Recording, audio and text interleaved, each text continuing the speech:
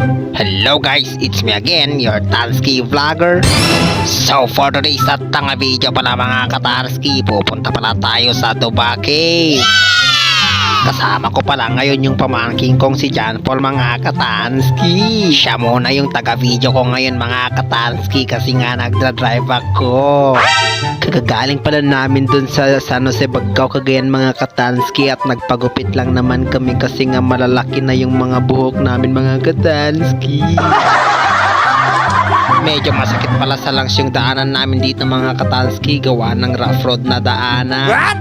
At bago ang lahat mga Katansky, gusto ko munang i-shoutout yung mga followers ko dito sa Barangay San Miguel na sina Ron Dave, Along at saka si Dwight mga Katansky. At dito malapit na pala kami dito sa entrance ng Dubake mga Katansky kasi nga nandito na tayo sa harap ng school ng San Miguel Elementary School mga Katansky.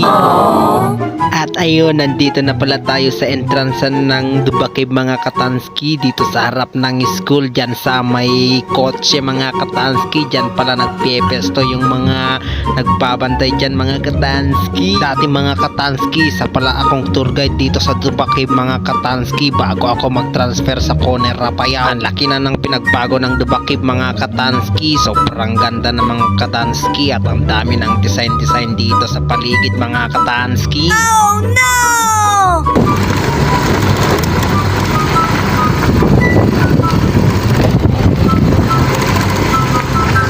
At dito pala yung parking area mga Katansky. Napakalawak, dating court to mga Katansky, pero ngayon parking area na. Sa mga gusto palang pumunta dito sa Dubake mga Katansky, dito pala yan sa San Miguel, Bagao, Cagayan. At dito papakita ko sa inyo mga Katansky na dito pa lang sa entrance ng Dubake, napakaganda na at mapapawaw talaga kayo mga Katansky.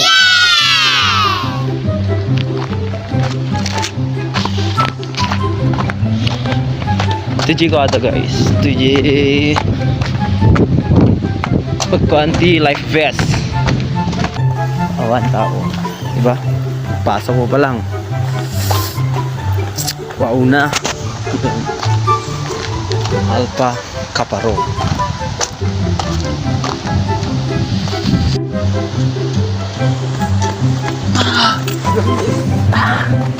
Sidigin guys. Git-gitan. Pababa kami lang yun. Sulit na sulit dito sa Bagao guys. Diba? May mga kantin pala dito. Yan. Kaso